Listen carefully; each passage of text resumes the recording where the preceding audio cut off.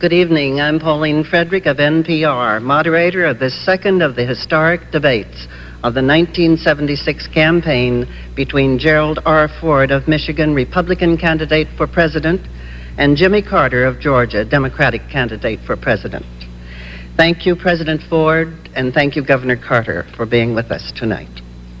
This debate takes place before an audience in the Palace of Fine Arts Theater in San Francisco. An estimated 100 million Americans are watching on television as well.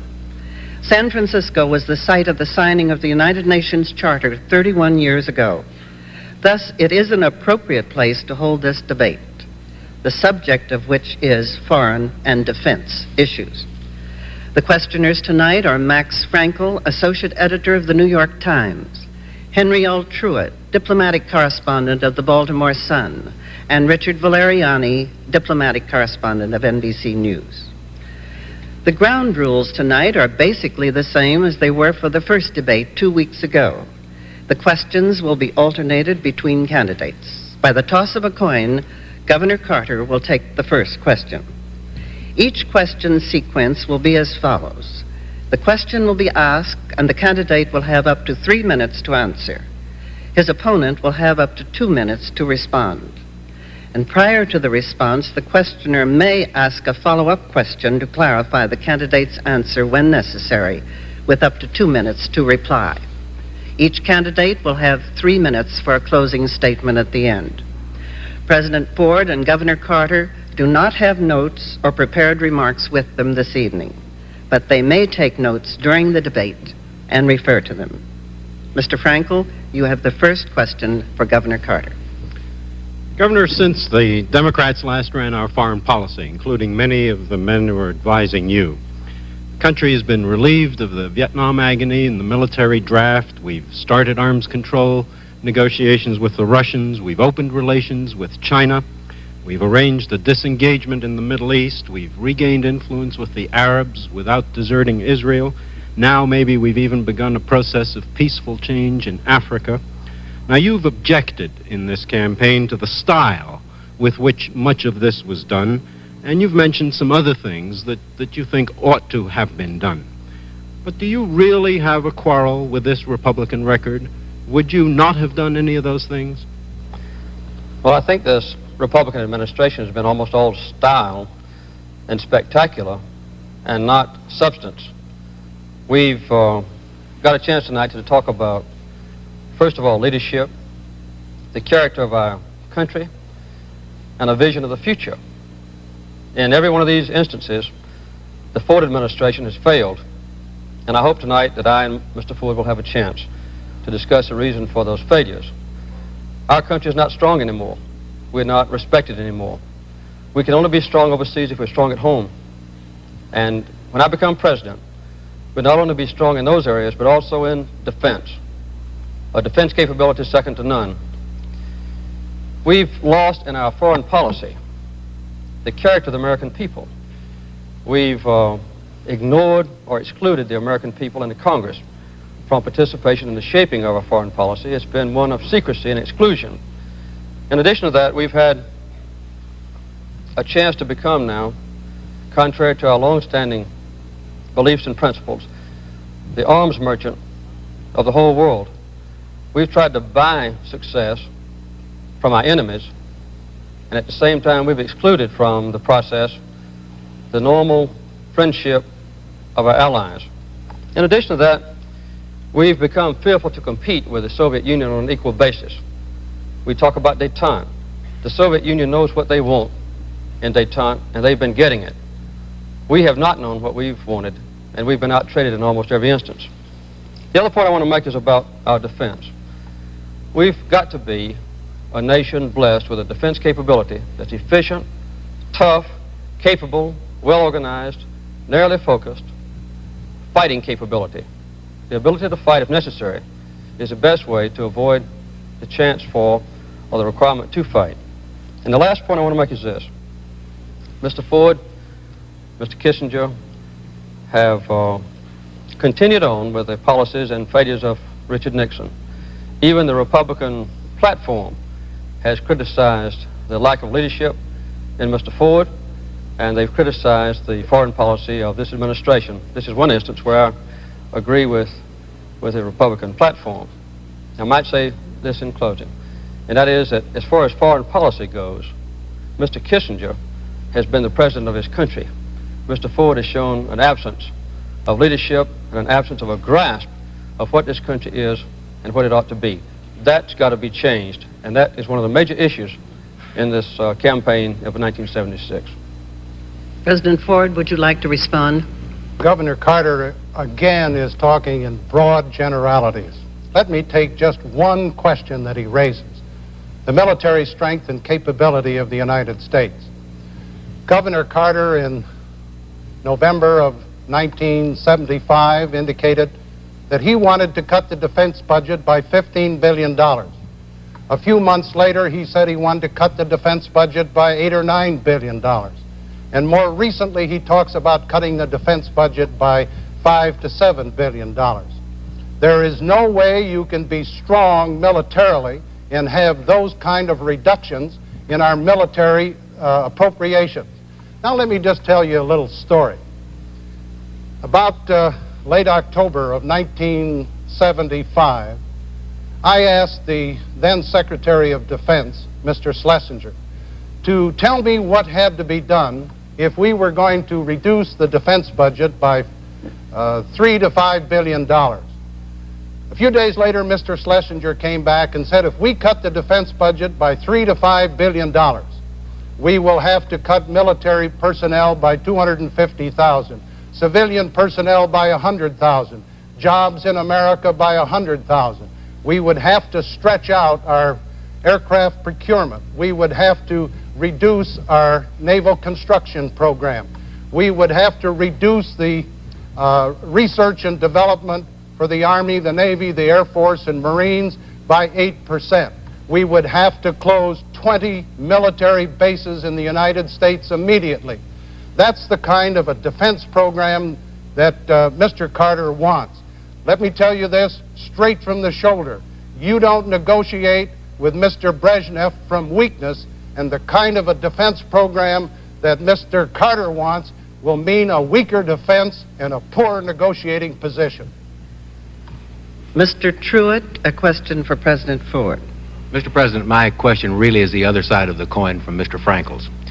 For a generation, the United States has had a foreign policy based on containment of communism. Yet we have lost the first war in Vietnam. We lost a shoving match in Angola. Communists threatened to come to power by peaceful means in Italy, and relations generally have cooled with the Soviet Union in the last few months. So let me ask you first, what do you do about such cases as Italy?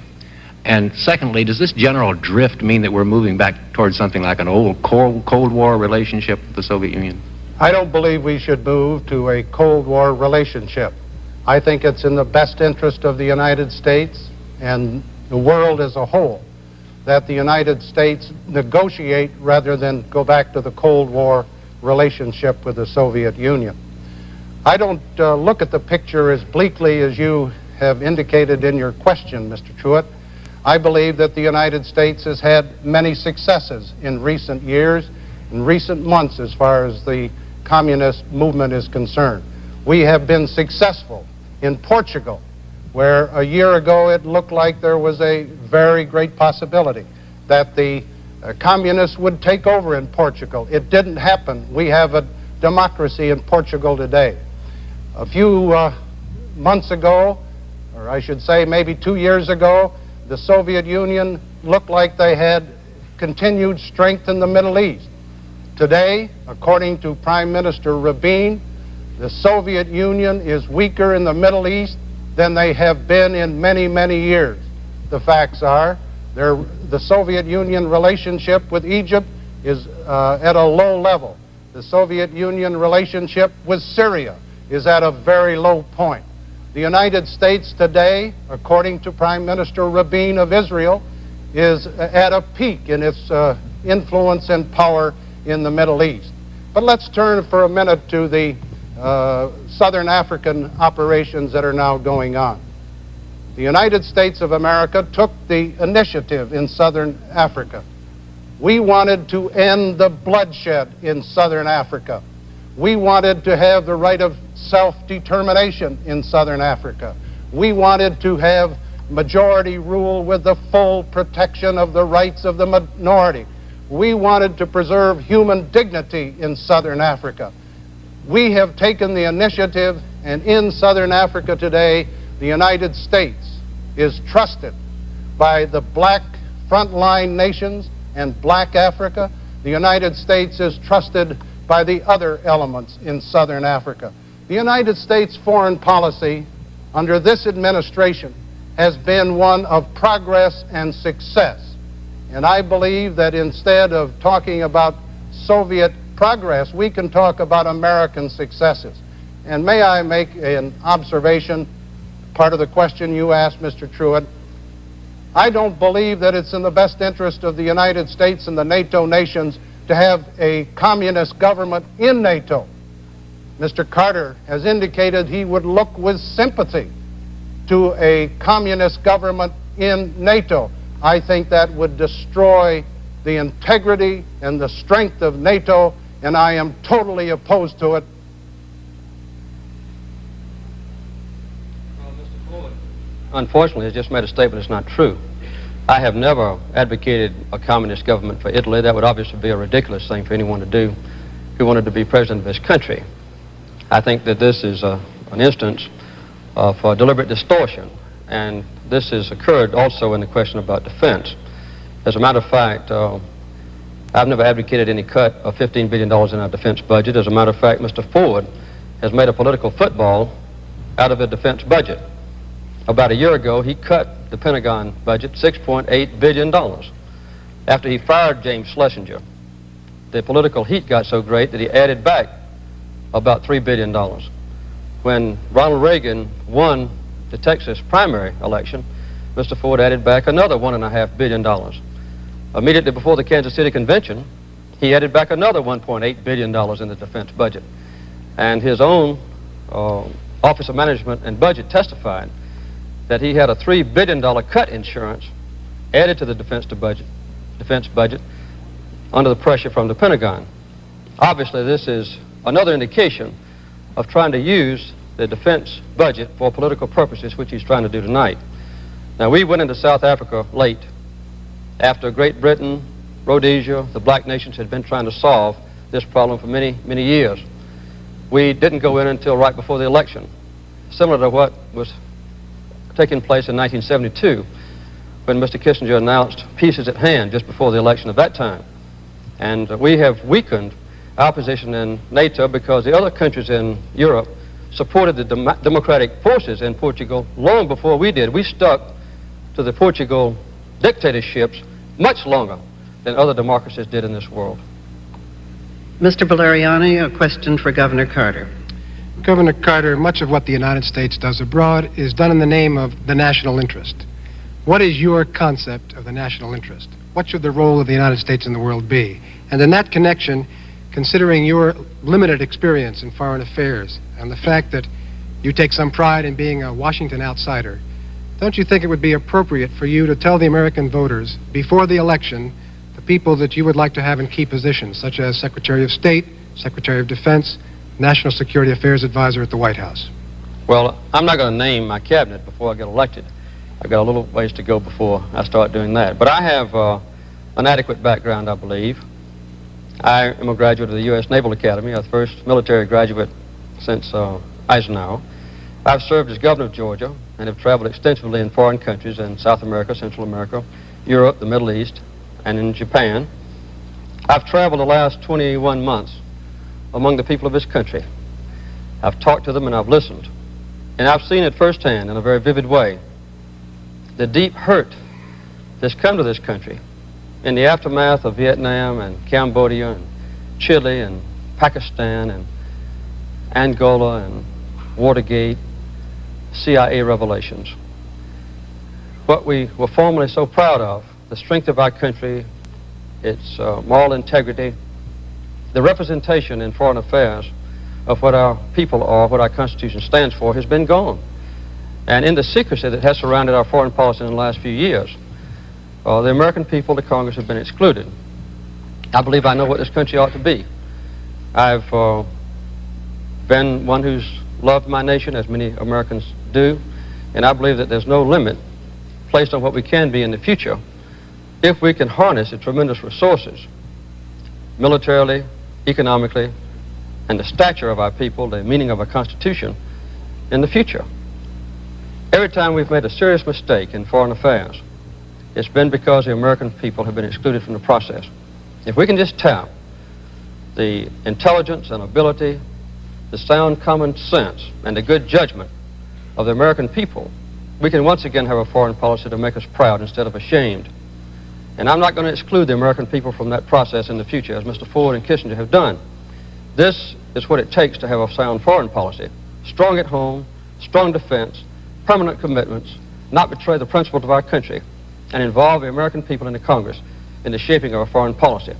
Every time Mr. Ford speaks from a position of secrecy in negotiations and secret treaties that have been pursued and achieved, in supporting dictatorships, in ignoring human rights, we are weak, and the rest of the world knows it. So these are the ways that we can restore the strength of our country. And they don't require long experience in foreign policy. Nobody has that except a president who served a long time as Secretary of State. But my background, my experience, my knowledge of the people of this country, my commitment to our principles that don't change, those are the best bases to correct the horrible mistakes of this administration and restore our own country to a position of leadership in the world.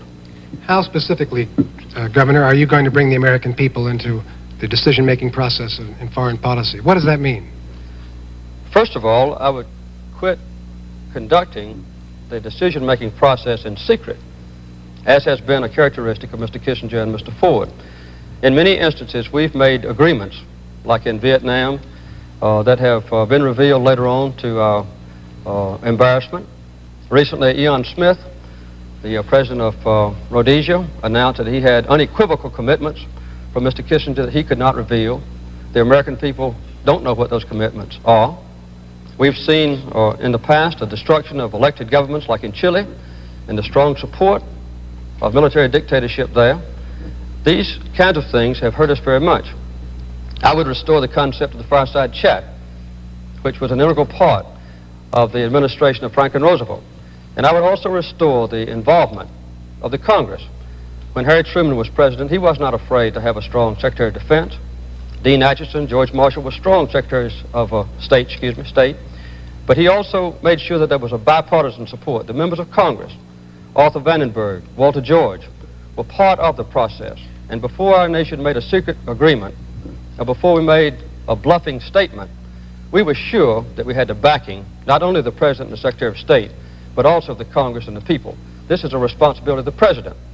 And I think it's very damaging to our country for Mr. Ford to have turned over this responsibility to the Secretary of State. President Ford, do you have a response? Governor Carter again contradicts himself. He complains about secrecy, and yet he is quoted as saying that in the attempt to find a solution in the Middle East, that he would hold unpublicized meetings with the Soviet Union, I presume for the purpose of imposing a settlement on Israel and the Arab nations. But let me talk just a minute about what we've done to avoid secrecy in the Ford administration. After the United States took the initiative in working with Israel and with Egypt and achieving the Sinai II agreement, and I'm proud to say that not a single Egyptian or Israeli soldier has lost his life since the signing of the Sinai agreement. But at the time that I submitted the Sinai agreement to the Congress of the United States, I submitted every single document that was applicable to the Sinai II agreement. It was the most complete documentation by any president of any agreement signed by a president on behalf of the United States. Now, as far as meeting with the Congress is concerned, during the 24 months that I've been the President of the United States, I have averaged better than one meeting a month with responsible groups or committees of the Congress, both House and Senate. The Secretary of State has appeared in the several years that he's been the Secretary before 80 different committee hearings in the House and in the Senate. The Secretary of State has made better than 50 speeches all over the United States explaining American foreign policy.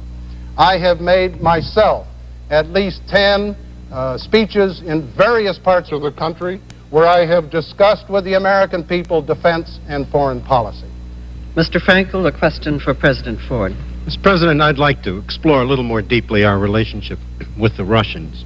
They used to brag back in Khrushchev's day that because of their greater patience and because of our greed for business deals, that they would sooner or later get the better of us. Is it possible that despite some setbacks in the Middle East, they've proved their point? Our allies in France and Italy are now flirting with communism. We've recognized a permanent communist regime in East Germany.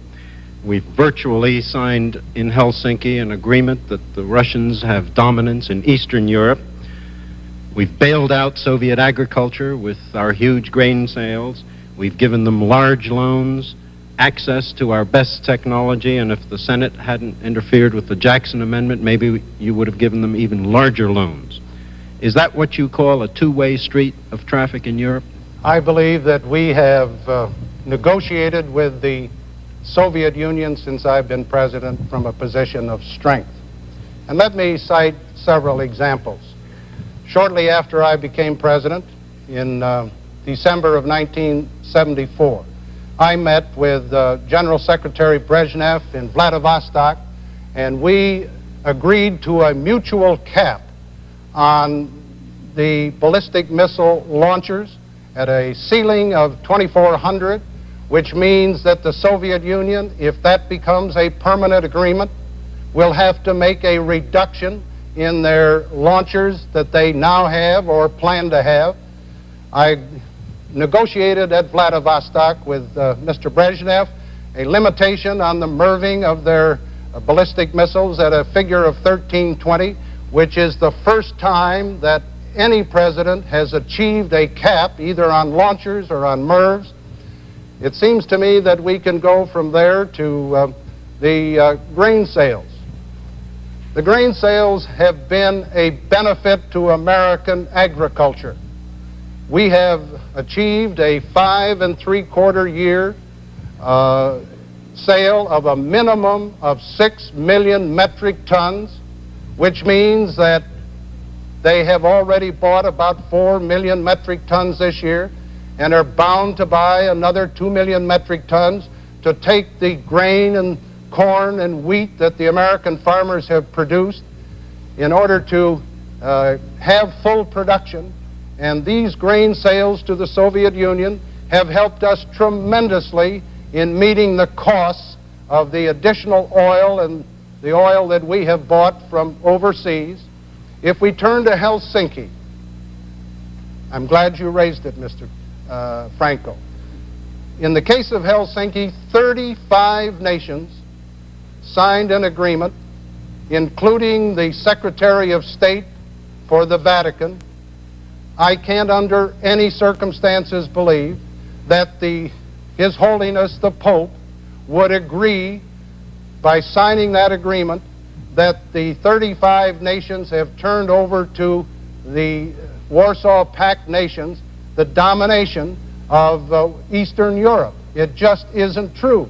And if Mr. Carter alleges that His Holiness, by signing that, has done it, he is totally inaccurate.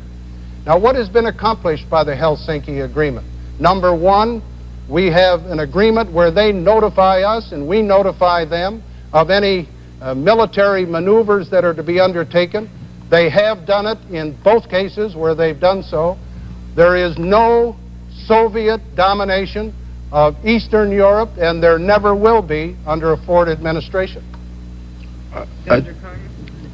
I'm sorry, could I just follow? Did I understand you to say, sir, that the Russians are not using Eastern Europe as their own sphere of influence and occupying most of the countries there and making sure with their troops that it's a communist zone, whereas on our side of the line, the Italians and the French are still flirting with possibility? I don't believe, Mr. Frankel, that the Yugoslavians consider themselves dominated by the Soviet Union.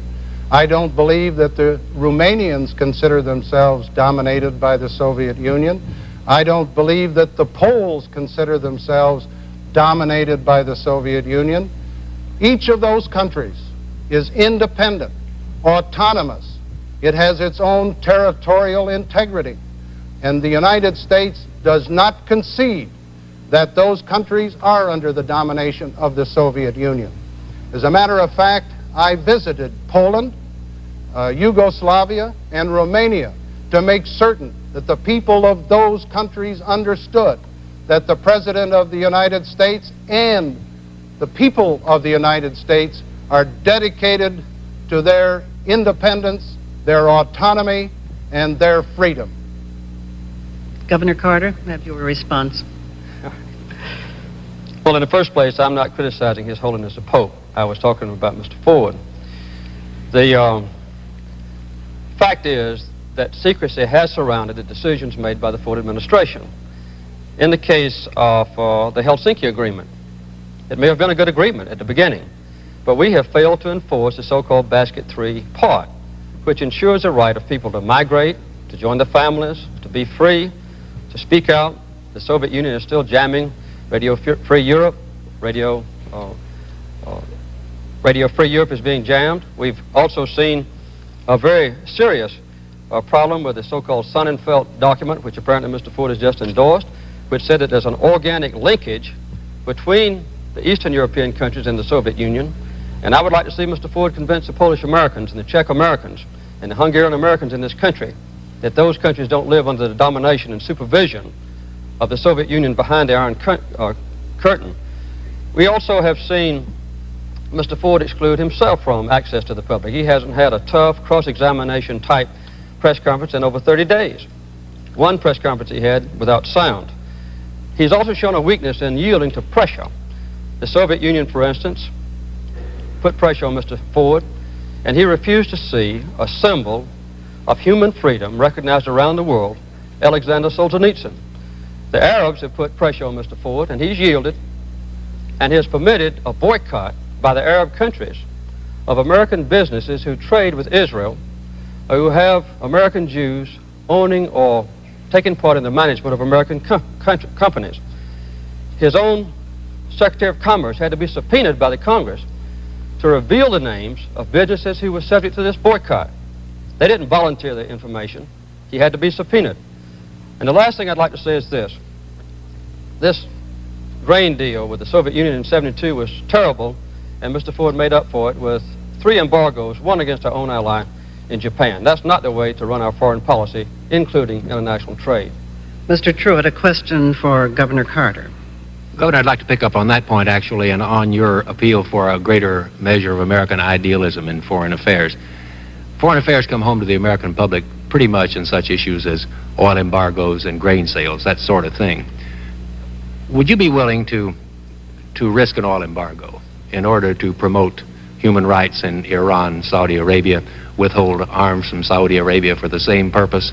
Or I think, matter of fact, you've perhaps answered this final point, but would you withhold grain from the Soviet Union in order to promote civil rights in the Soviet Union? I would never single out food as a trade embargo item. If I ever decided to impose an embargo because of a crisis in international relationships, it would include all shipments of all equipment. For instance, if the Arab countries ever again declare an embargo against our nation on oil, I would consider that not a military but an economic declaration of war. And I would respond instantly and in kind. I would not ship that Arab country anything. No weapons, no spare parts for weapons, no oil drilling rigs, no oil pipe, no nothing. I wouldn't single out just food. Another thing I'd like to say is this. In our international trade, as I said in my opening statement, we have become the arms merchant of the world. When this Republican administration came into office, we were shipping about $1 billion worth of arms overseas. Now, $10 to $12 billion worth of arms overseas to countries that quite often use these weapons to fight each other. The shift in emphasis has been very disturbing to me, speaking about the Middle East. Under the last Democratic administration, 60% of all weapons that went into the Middle East were for Israel. Nowadays, 75% were for Israel before. Now, 60% go to the Arab countries. And this does not include Iran. If you include Iran, our present shipment of weapons to the Middle East, only 20% goes to Israel. This is a deviation from idealism. It's a deviation from a commitment to our major ally in the Middle East, which is Israel. It's a yielding to economic pressure on the part of the Arabs on the oil issue. And it's also a tremendous indication that under the Ford administration, we have not addressed the energy policy adequately. We still have no comprehensive energy policy in this country. And it's an overall sign of weakness. When we are weak at home economically, high unemployment, high inflation, a confused government, a wasteful defense establishment, this encourages the kind of pressure that's been put on us successfully. It would have been inconceivable 10, 15 years ago for us to be brought to our knees with an Arab oil embargo. But it was done 3 years ago, and they are still putting pressure on us from the Arab countries to our discredit around the world. These are the weaknesses that I see, and I believe it's not just a matter of idealism. It's a matter of being tough. It's a matter of being strong. It's a matter of being consistent. Our priorities ought to be, first of all, to meet our own military needs, secondly, to meet the needs of our allies and friends, and only then should we ship military equipment to foreign countries.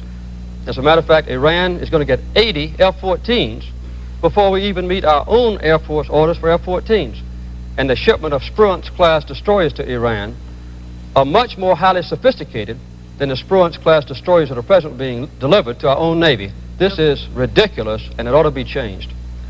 Governor, let me pursue that if I may. If I understand you correctly, you would, in fact, to use my examples, withhold arms from Iran and Saudi Arabia, even if the risk was an oil embargo and if they should be securing those arms from somewhere else. And then if the embargo came, then you would respond in kind. Do I have it correctly? If Iran is not an Arab country, as you know, but it is a Muslim country. But if Saudi Arabia should declare an oil embargo against us, then I would consider that an economic declaration of war.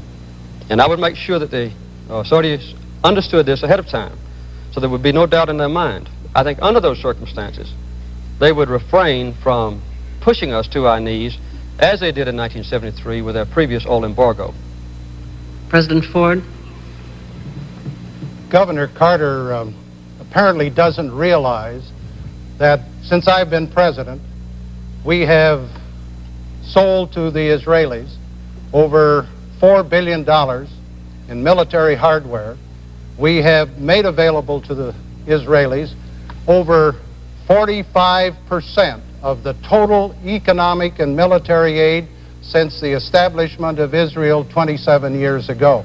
So the Ford administration has done a good job in helping our good ally Israel, and we're dedicated to the survival and security of Israel. I believe that Governor Carter doesn't realize the need and necessity for arms sales to Iran. He indicates he would not make those. Iran is bordered very extensively by the Soviet Union. Iran has Iraq as one of its neighbors.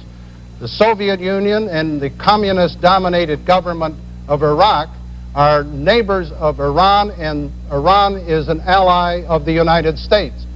It's my strong feeling that we ought to sell arms to Iran for its own national security and as an ally, a strong ally of the United States.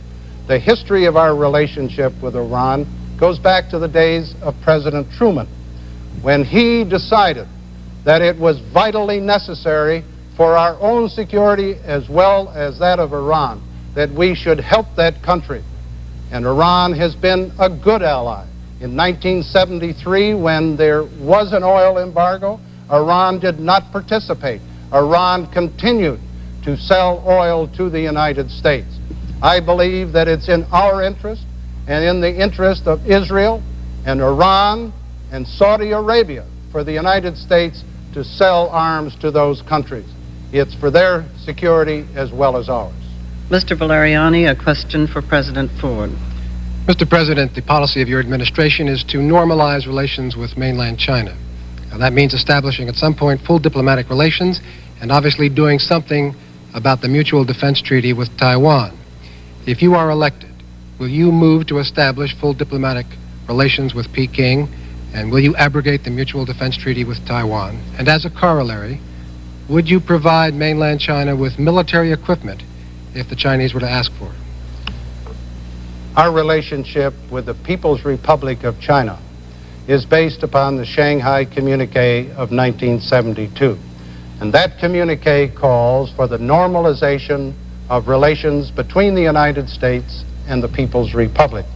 It doesn't set a time schedule. It doesn't make a determination as to how that relationship should be achieved in relationship to our current diplomatic recognition and obligations to the Taiwanese government. The Shanghai Communique does say that the differences between the People's Republic on the one hand and Taiwan on the other shall be settled by peaceful means. The net result is this administration, and during my time as the president for the next 4 years, we will continue to move for normalization of relations in the traditional sense, and we will insist that the disputes between Taiwan and the People's Republic be settled peacefully as was agreed in the Shanghai Communique of 1972. The Ford administration will not let down, will not eliminate or forget our obligation to the people of Taiwan. We feel that there must be a continued obligation to the people, the some 19 or 20 million people in Taiwan. And as we move during the next 4 years, those will be the policies of this administration. And, sir, the military equipment for the mainland Chinese? There is no policy of this government to give to the People's Republic or to sell to the People's Republic of China military equipment. I do not believe that we, the United States, should sell, give, or otherwise transfer military hardware to the People's Republic of China or any other communist nation such as the Soviet Union and the like. Governor Carter? Well, I'd like to go back just one moment to the previous question where Mr. Ford, I think, confused the issue by trying to say that we're shipping Israel 40% of our aid. As a matter of fact, during this current year, we're shipping Iran, have contracted to ship to Iran about $7.5 billion worth of arms, and also to Saudi Arabia about $7.5 billion worth of arms. Also in 1975, we almost brought Israel to their knees after the Yom Kippur War by the so-called reassessment of our relationship to Israel. We in effect tried to make Israel the scapegoat for the problems in the Middle East, and this weakened our relationships with Israel a great deal and put a cloud on the total commitment that our people feel toward the Israelis. There ought to be a clear, unequivocal commitment without change to Israel. In the Far East, I think we need to continue to be strong, and I would certainly pursue the normalization of relationships with the People's Republic of China. We opened up a great opportunity in 1972, which has pretty well been frittered away under Mr. Ford. That ought to be a constant inclination toward friendship. But I would never let that friendship with the People's Republic of China stand in the way of the preservation of the independence and freedom of the people on Taiwan. Mr. Frankel, a question for Governor Carter. Governor, we always seem in our elections, and maybe in between too, to argue about who can be tougher in the world. Give or take a few $1 billion, give or take one weapon systems, our leading politicians, and I think you two gentlemen, seem to settle roughly on the same strategy in the world at roughly the same Pentagon budget cost. How bad do things have to get in our own economy?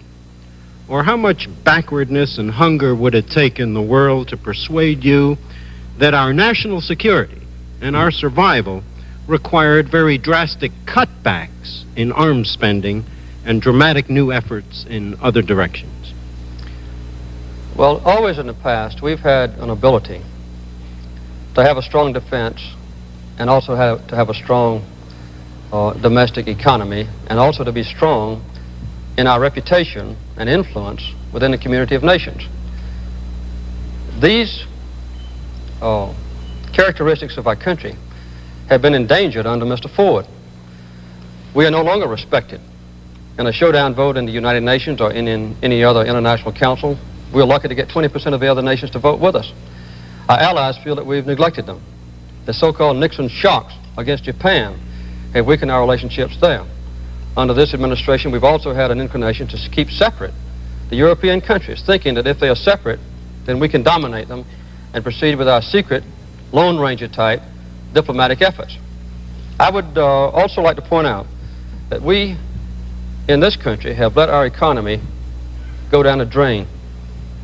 The worst inflation since the Great Depression, the highest unemployment of any developed nation of the world. We have a higher unemployment rate in this country than Great Britain, than West Germany.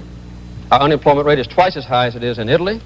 It's 3 or 4 times as high as it is in Japan. And that terrible circumstance in this country is exported overseas. We comprise about 30% of the world's economic, trade, power, influence. And when we're weak at home, weaker than all our allies, that weakness weakens the whole free world. So strong economy is very important. Another thing that we need to do is to reestablish the good relationships that we ought to have between the United States and our natural allies and friends. They have felt neglected. And using that base of strength, and using the idealism, the honesty, the predictability, the commitment, the integrity of our own country, that's where our strength lies. And that would permit us to deal with the developing nations in a position of strength. Under this administration, we've had a continuation of the so-called balance of power politics, where everything is looked on as a struggle between us on the one side, the Soviet Union on the other. Our allies, the smaller countries, get trampled in the rush. What we need is to try to seek individualized bilateral relationships with countries, regardless of their size, and to establish world order politics, which means that we want to preserve peace through strength. We also want to revert back to the stature and the respect that our country had in previous administrations. Now, I can't say when this can come, but I can guarantee you it will not come if Gerald Ford is reelected and this present policy is continued. It will come if I'm elected. If I hear you right, sir, you're saying guns and butter both, but President Johnson also had trouble keeping up both Vietnam and his domestic programs. I was really asking, when do the needs of the cities and our own needs and those of other backward and even more needy countries and societies around the world take precedence over some of our military spending? Ever? Well, let me say very quickly that under President Johnson, in spite of the massive investment in the Vietnam War, he turned over a balanced budget to Mr. Nixon. The unemployment rate was less than 4%. The inflation rate under Kennedy and Johnson was about 2%, 1/3 what it is under this administration. So we did have at that time, with good management, the ability to do both. I don't think anybody can say that Johnson and Kennedy neglected the poor and the destitute people in this country or around the world. But I can say this, the number one responsibility of any president, above all else, is to guarantee the security of our nation, an ability to be free of the threat of attack or blackmail, and to carry out our obligations to our allies and friends, and to carry out a legitimate foreign policy. They must go hand in hand, but the security of this nation has got to come first. President Ford? Let me say very categorically, you cannot maintain the security and the strength of the United States with the kind of defense budget cuts that Governor Carter has indicated. In 1975, he wanted to cut the budget $15 billion. He's now down to a figure of $5 to $7 billion. Reductions of that kind will not permit the United States to be strong enough to deter aggression and maintain the peace. Governor Carter apparently doesn't know the facts. As soon as I became president, I initiated meetings with the NATO heads of state and met with them in Brussels to discuss how we could improve the defense relationship in Western Europe. In November of 1975, I met with the leaders of the 5 industrial nations in France for the purpose of seeing what we could do acting together to meet the problems of the coming recession. In Puerto Rico this year, I met with 6 of the leading industrial nations' heads of state to meet the problem of inflation so we would be able to solve it before it got out of hand. I have met with the heads of government bilaterally as well as multilaterally. Our relations with Japan have never been better. I was the first United States president to visit Japan. And we had the Emperor of Japan here this past year, and the net result is Japan and the United States are working more closely together now than at any time in the history of our relationship. You can go around the world, and let me take Israel for example. Just recently, President Rabin said that our relations were never better. Mr. Truitt, a question for President Ford. Mr. President, you referred earlier to your meeting with Mr. Brezhnev at Vladivostok in 1974. You agreed on that occasion to try to achieve another strategic arms limitation SALT agreement within the year. Nothing happened in 1975, or not very much publicly at least, and those talks are still dragging, and things got quieter as the current season approached. Is there a bit of politics involved there, perhaps on both sides, or perhaps more important, are interim weapons developments, and I'm thinking of such things as the cruise missile and the Soviet SS-20 intermediate range rocket, making SALT irrelevant, bypassing the SALT negotiations? First, we have to understand that SALT I expires October 3rd, 1977. Mr. Brezhnev and I met in Vladivostok in December of 1974 for the purpose of trying to take the initial step so we could have a SALT II agreement that would go to 1985. As I indicated earlier, we did agree on a 2400 limitation on launchers of ballistic missiles. That would mean a cutback in the Soviet program. It would not interfere with our own program. At the same time, we put a limitation of 1,320 on MIRVs. Our technicians have been working since that time in Geneva, trying to put into technical language an agreement that can be verified by both parties. In the meantime, there has developed the problem of the Soviet backfire, their high-performance aircraft, which they say is not a long-range aircraft, and which some of our people say is a intercontinental aircraft.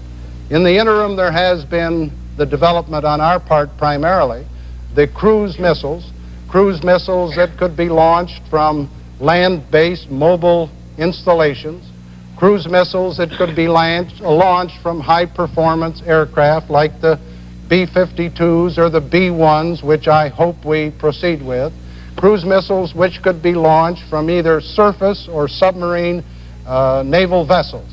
Those gray area weapon systems are creating some problems in the agreement for a SALT II negotiation. But I can say that I am dedicated to proceeding, and I met just last week with the foreign minister of the Soviet Union, and he indicated to me that the Soviet Union was interested in narrowing the differences and making a realistic and a sound compromise. I hope and trust in the best interest of both countries and in the best interest of all people throughout this globe that the Soviet Union and the United States can make a mutually beneficial agreement.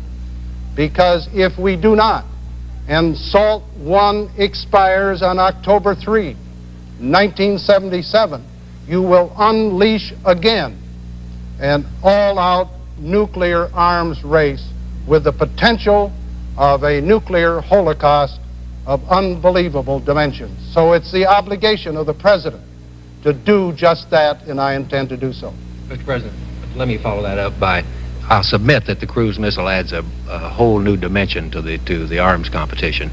And then cite a statement by your office to the Arms Control Association a few days ago in which you said that the cruise missile might eventually be included in a comprehensive arms limitation agreement, but that in the meantime it was an essential part of the American strategic arsenal. Now, may I assume from that that you're tending to exclude the cruise missile from the next SALT agreement, or is it still negotiable in that context? I believe that the cruise missiles which we are now developing in research and development across the spectrum, from air, from the sea, or from the land, can be included within a SALT II agreement. They are a new weapon system that has a great potential, both conventional and nuclear armed. At the same time, we have to make certain that the Soviet Union's backfire, which they claim is not an intercontinental aircraft, and which some of our people contend is, must also be included if we are to get the kind of an agreement which is in the best interests of both countries. I really believe that it's far better for us and for the Soviet Union, and more importantly for the people around the world, that these two superpowers find an answer for a SALT II agreement before October 3, 1977. I think goodwill on both parts, hard bargaining by both parties, and a reasonable compromise will be in the best interest of all parties. Governor Carter? Well, Mr. Ford acts like he's running for president for the first time. He's been in office 2 years, and there has been absolutely no progress made toward a new SALT agreement. He has learned the date of the expiration of SALT I, apparently. We've seen in this world a development of a tremendous threat to us. As a nuclear engineer myself, I know the limitations and capabilities of atomic power. I also know that as far as the human beings on this earth are concerned, that the non-proliferation of atomic weapons is number one. Only the last few days, with the election approaching, has Mr. Ford taken any interest in a non-proliferation movement. I advocated last May in a speech at the United Nations that we move immediately as a nation to declare a complete moratorium on the testing of all nuclear devices, both weapons and peaceful devices, that we not ship any more atomic fuel to a country that refuses to comply with strict controls over the waste which can be reprocessed into explosives. I've also advocated that we stop the sale by Germany and France of reprocessing plants to Pakistan and Brazil. Mr. Ford hasn't moved on this. We also need to provide an adequate supply of enriched uranium. Mr. Ford, again, under pressure from the atomic energy lobby, has insisted that this reprocessing, or rather re-enrichment, be done by private industry and not by the existing government plants. This kind of confusion and absence of leadership has let us drift now for 2 years with a constantly increasing threat of atomic weapons throughout the world. We now have 5 nations that have atomic bombs that we know about. If we continue under Mr. Ford's policy, by 1985 or 90, we'll have 20 nations that have the capability of exploding atomic weapons. This has got to be stopped. That is one of the major challenges and major undertakings that I will assume as the next president. Mr. Valeriani, a question for Governor Carter. Governor Carter, earlier tonight you said America is not strong anymore. America is not respected anymore. And I feel that I must ask you, do you really believe that the United States is not the strongest country in the world?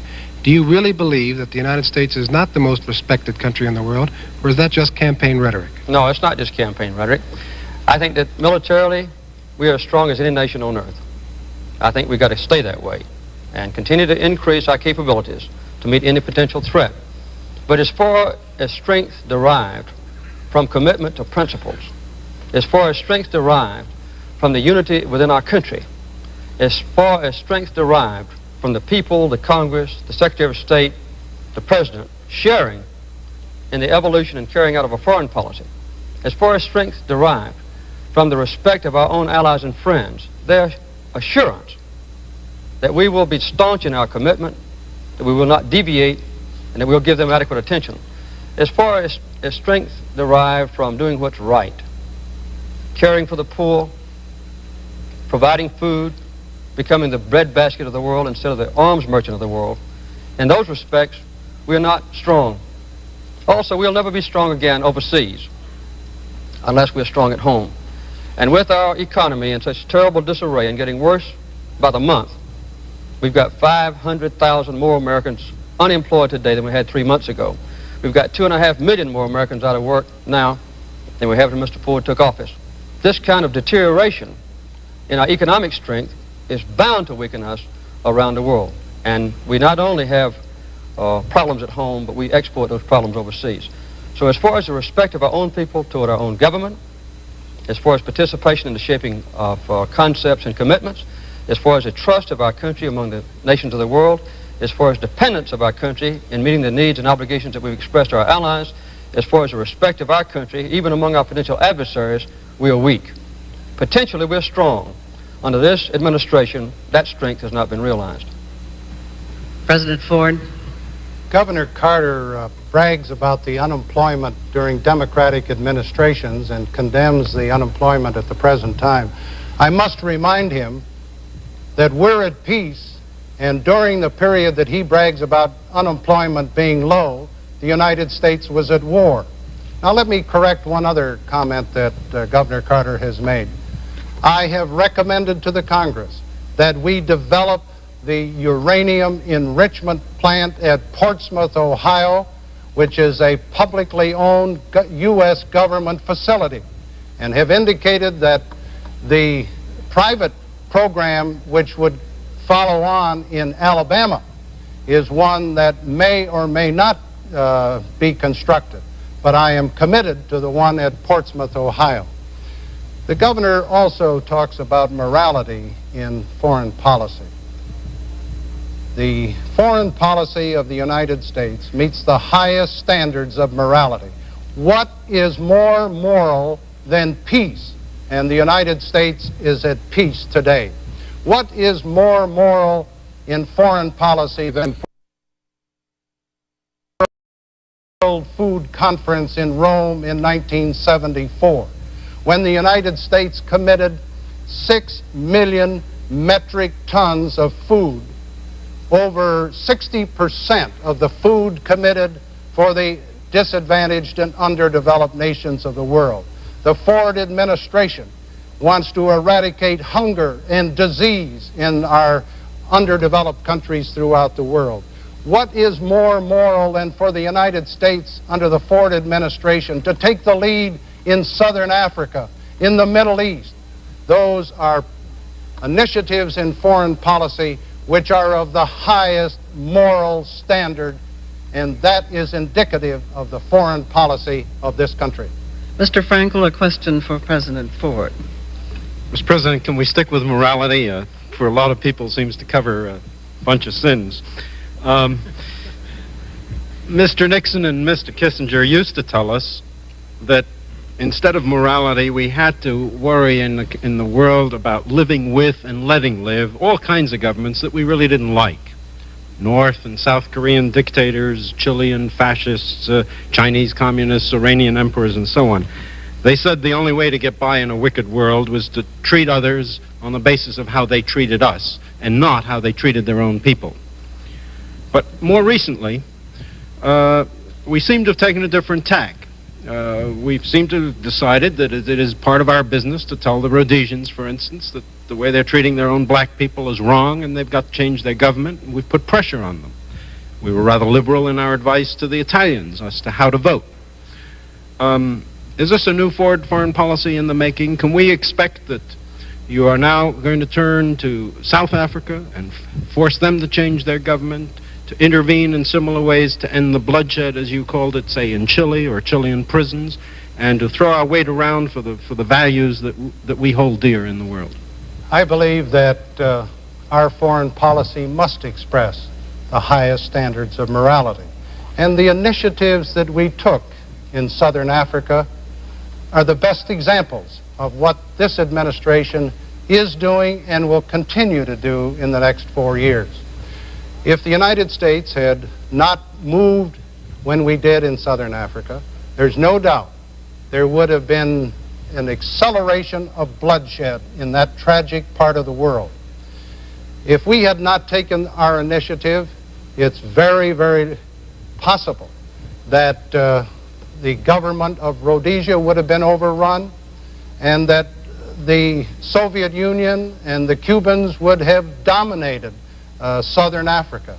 So the United States, seeking to preserve the principle of self-determination, to eliminate the possibility of bloodshed, to protect the rights of the minority as we insisted upon the rights of the majority, I believe followed the good conscience of the American people in foreign policy. And I believe that we have used our skill. Secretary of State Kissinger has done a superb job in working with the black African nations, the so-called frontline nations.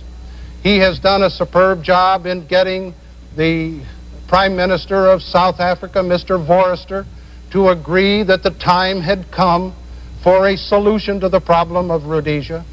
Secretary Kissinger, in his meeting with Prime Minister Smith of Rhodesia, was able to convince him that it was in the best interests of whites as well as blacks in Rhodesia to find an answer for a transitional government and then a majority government.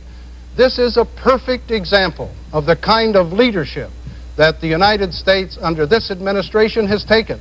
And I can assure you that this administration will follow that high moral principle in our future efforts in foreign policy, including our efforts in the Middle East, where it is vitally important because the Middle East is the crossroads of the world. There have been more disputes, and it's an area where there's more volatility than any other place in the world. But because Arab nations and the Israelis trust the United States, we were able to take the lead in the Sinai II agreement. And I can assure you that the United States will have the leadership role in moving toward a comprehensive settlement of the Middle Eastern problems, I hope and trust, as soon as possible. And we will do it with the highest moral principles. Mr. President, just clarify one point. There are lots of majorities in the world that feel they're being pushed around by minority governments. And are you saying they can now expect to look to us for not just good cheer, but throwing our weight on their side in South Africa or on Taiwan or in Chile to help change their governments as in Rhodesia? I would hope that as we move to one area of the world from another, and the United States must not spread itself too thinly. That was one of the problems that helped to create the circumstances in Vietnam. But as we, as a nation, find that we are asked by the various parties, either one nation against another, or individuals within a nation, that the United States will take the leadership and try to resolve the differences. Let me take South Korea as an example. I have personally told President Pak that the United States does not condone the kind of repressive measures that he has taken in that country. But I think in all fairness and equity, we have to recognize the problem that South Korea has. On the north, they have North Korea with 500,000 well-trained, well-equipped troops. They are supported by the People's Republic of China. They are supported by the Soviet Union. South Korea faces a very delicate situation. Now, the United States, in this case, this administration, has recommended a year ago, and we have reiterated it again this year, that the United States, South Korea, North Korea, and the People's Republic of China sit down at a conference table to resolve the problems of the Korean Peninsula. This is a leadership role that the United States under this administration is carrying out. And if we do it, and I think the opportunities and the possibilities are getting better. We will have solved many of the internal domestic problems that exist in South Korea at the present time. Governor Carter? I noticed that Mr. Ford didn't comment on the prisons in Chile.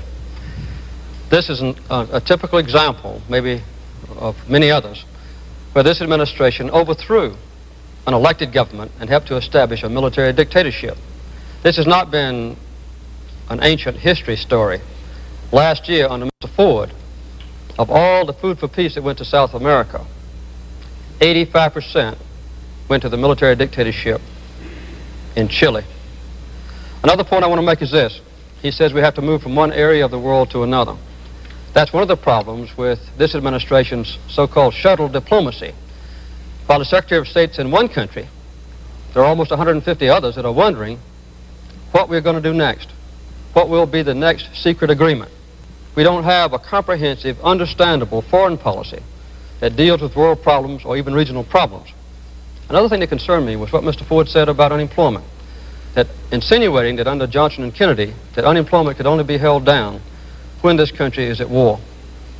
Karl Marx said that the free enterprise system in a democracy can only continue to exist when they are at war or preparing for war. Karl Marx was a grandfather of communism. I don't agree with that statement. I hope Mr. Ford doesn't either. He has put pressure on the Congress, and I don't believe Mr. Ford would even deny this, to hold up on non-proliferation legislation until the Congress agreed for an $8 billion program for private industry to start producing enriched uranium.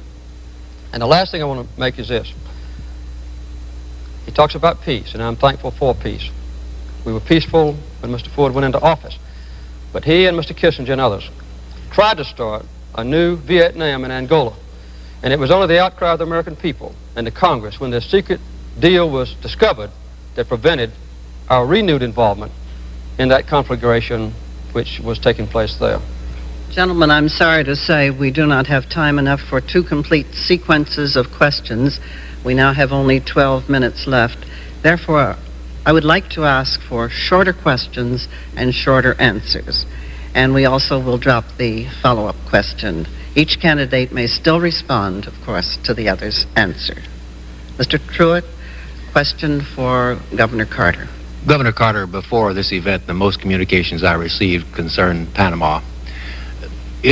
Would you, as president, be prepared to sign a treaty which, at a fixed date, yielded administrative and economic control of the canal zone and shared defense, which, as I understand it, is the position the United States took in 1974? Well, here again, the Panamanian question is one that's been confused by Mr. Ford. He had directed his diplomatic representative to yield to the Panamanians full sovereignty over the Panama Canal Zone at the end of a certain period of time. When Mr. Reagan raised this question in Florida, Mr. Ford not only disavowed his instructions, but he also even dropped, parenthetically, the use of the word détente. I would never give up complete control or practical control of the Panama Canal Zone, but I would continue to negotiate with the Panamanians. When the original treaty was signed back in the early 1900s, when Theodore Roosevelt was president, Panama retained sovereignty over the Panama Canal Zone. We retained control as though we had sovereignty. Now, I would be willing to go ahead with negotiations. I believe that we could share more fully responsibilities for the Panama Canal Zone with Panama. I would be willing to continue to raise the payment for shipment of goods through the Panama Canal Zone.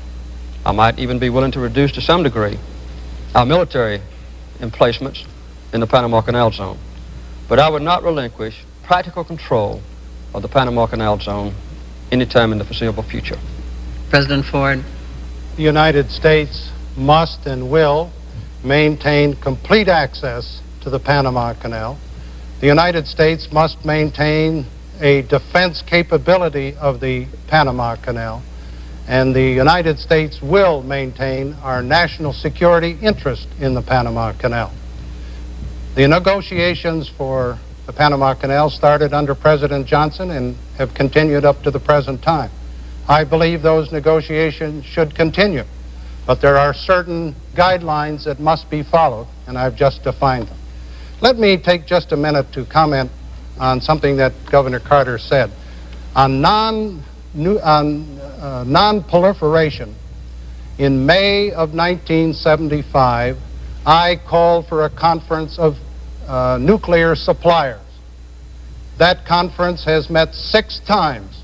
In May of this year, Governor Carter took the first initiative approximately 12 months after I had taken my initiative a year ago. Mr. Valeriani, a question for President Ford. Mr. President, the Government Accounting Office has just put out a report suggesting that you shot from the hip in the Mayaguez rescue mission and that you ignored diplomatic messages saying that a peaceful solution was in prospect. Why didn't you do more diplomatically at the time? And a related question, did the White House try to prevent the release of that report? The White House did not prevent the release of that report. On July 12th of this year, we gave full permission for the release of that report. I was very disappointed in the fact that the GAO released that report because I think it interjected partisan politics at the present time. But let me comment on the report. Somebody who sits in Washington, D.C. 18 months after the Mayaguez incident can be a very good grandstand quarterback. And let me make another observation. This morning I got a call from the skipper of the Mayaguez. He was furious because he told me that it was the action of me, President Ford, that saved the lives of the crew of the Mayaguez. And I can assure you that if we had not taken the strong and forceful action that we did, we would have been criticized very, very severely for sitting back and not moving. Captain Miller is thankful. The crew is thankful. We did the right thing. It seems to me that those who sit in Washington 18 months after the incident are not the best judges of the decision-making process that had to be made by the National Security Council and by myself at the time the incident was developing in the Pacific. Let me assure you that we made every possible overture to the People's Republic of China and through them to the Cambodian government. We made diplomatic protests to the Cambodian government through the United Nations. Every possible diplomatic means was utilized. But at the same time, I had a responsibility, and so did the National Security Council, to meet the problem at hand. And we handled it responsibly, and I think Captain Miller's testimony to that effect is the best evidence. Governor Carter. Well, I'm reluctant to comment on the recent report. I haven't read it. I think the American people have only one requirement, that the facts about Mayaguez be given to them accurately and completely. Mr. Ford has been there for 18 months. He had the facts that were released today, immediately after the Mayaguez incident. I understand that the report today is accurate. Mr. Ford has said, I believe, that it was accurate, and that the White House made no attempt to block the issuing of that report. I don't know if that's exactly accurate or not. I understand that both the Department of State and the Defense Department have approved the accuracy of today's report, or yesterday's report, and also the National Security Agency. I don't know what was right or what was wrong or what was done. The only thing I believe is that whatever the knowledge was that Mr. Ford had should have been given to the American people 18 months ago, immediately after the Mayaguez incident occurred. This is what the American people want. When something happens that endangers our security, or when something happens that threatens our stature in the world, or when American people are endangered by the actions of a foreign country, or just 40 sailors on the Mayaguez, we obviously have to move aggressively and quickly to rescue them. But then, after the immediate action is taken, I believe the President has an obligation to tell the American people the truth and not wait 18 months later for the report to be issued. Gentlemen, at this time we have time for only two very short questions. Mr. Frankel, a question for Governor Carter. Governor Carter, if the price of gaining influence among the Arabs is closing our eyes a little bit to their boycott against Israel, how would you handle that? I believe that the boycott of American businesses by the Arab countries, because those businesses trade with Israel, or because they have American Jews who are owners or directors in the company, is an absolute disgrace. This is the first time that I remember in the history of our country when we've let a foreign country circumvent or change our Bill of Rights. I'll do everything I can as President to stop the boycott of American businesses by the Arab countries. It's not a matter of diplomacy or trade with me. It's a matter of morality. And I don't believe that the Arab countries will pursue it when we have a strong president who will protect the integrity of our country, the commitment of our Constitution and Bill of Rights, and protect people in this country who happen to be Jews. It may later be Catholics, it may later be Baptists who are threatened by some foreign country. But we ought to stand staunch, and I think it's a disgrace that so far Mr. Ford's administration has blocked the passage of legislation that would have revealed by law every instance of the boycott, and it would have prevented the boycott from continuing. President Ford? Again, Governor Carter is inaccurate. The Arab boycott action was first taken in 1952, and in November of 1975, I was the first president to order the executive branch to take action, affirmative action, through the Department of Commerce and other cabinet departments to make certain that no American businessman or business organization should discriminate against Jews because of an Arab boycott.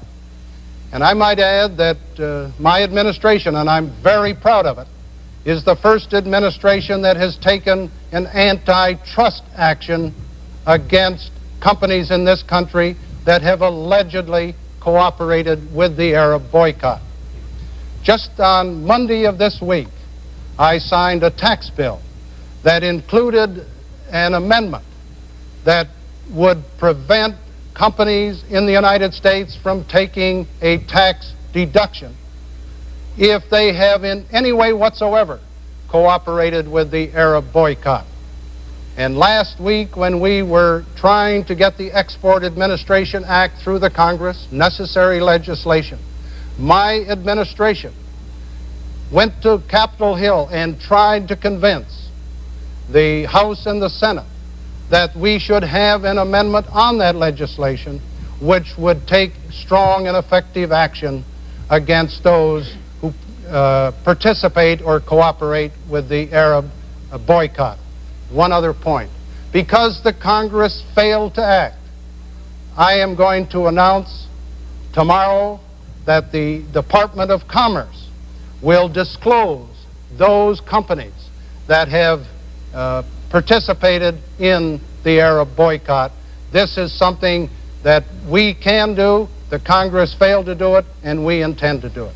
Mr. Truitt, a very brief question for President Ford. Mr. President, if you get the accounting of missing in action you want from North Vietnam, or from Vietnam, I'm sorry, now, would you then be prepared to reopen negotiations for restoration of relations with that country? Let me restate our policy. As long as Vietnam, North Vietnam, does not give us a full and complete accounting of our missing in action, I will never go along with the admission of Vietnam to the United Nations. If they do give us a bona fide, complete accounting of the 800 MIAs, then I believe that the United States should begin negotiations for the admission of Vietnam to the United Nations, but not until they have given us the full accounting of our MIAs. Governor Carter. One of the most embarrassing failures of the Ford administration, and one that touches specifically on human rights, is his refusal to appoint a presidential commission to go to Vietnam, to go to Laos, to go to Cambodia, and try to trade for the release of information about those who are missing in action in those wars. This is what the families of MIAs want. So far, Mr. Ford has not done it. We've had several fragmentary efforts by members of the Congress and by private citizens. Several months ago, the Vietnam government said, we are ready to sit down and negotiate for release of information on MIAs. So far, Mr. Ford has not responded. I also would never normalize relationships with Vietnam, nor permit them to join the United Nations until they've taken this action. But that's not enough. We need to have an active and aggressive action on part of the president, leader of his country, to seek out every possible way to get that information, which has kept the MIA families in despair and doubt, and Mr. Ford has just not done it. Thank you, Governor Carter. That completes the questioning for this evening. Each candidate now has up to 3 minutes for a closing statement. It was determined by the toss of a coin that Governor Carter would take the first question, and he now goes first with his closing remarks. Governor Carter. The purpose of this debate and the outcome of the election will determine 3 basic things: leadership, upholding the principles of our country, and proper priorities and commitments for the future. This election will also determine what kind of world we leave our children. Will it be a nightmare world threatened with the proliferation of atomic bombs, not just in 5 major countries, but dozens of smaller countries that have been permitted to develop atomic weapons because of a failure of our top leadership to stop proliferation? Will we have a world of hunger and hatred? And will we be living in an armed camp, stripped of our friendship and allies, hiding behind a tight defense that's been drawn in around us because we're fearful of the outside world? Will we have a government of secrecy that excludes the American people from participation in making basic decisions, and therefore covers up mistakes and makes it possible for our government, to depart from the principles of our Constitution and Bill of Rights? Or will we have a world of peace with the threat of atomic weapons eliminated, with full trade, with our people at work, inflation controlled, openness in government, our people proud once again, Congress, citizens, President, Secretary of State, working in harmony and unity toward a common future? A world where people have enough to eat, and a world where we care about those who don't. Can we become a breadbasket of the world instead of the arms merchant of the world? I believe we can, and we ought to. Now, we've been hurt in recent years in this country. In the aftermath of Vietnam, Cambodia, Chile, Pakistan, Angola, Watergate, CIA, we've been hurt. Our people feel that we've lost something precious. That's not necessary.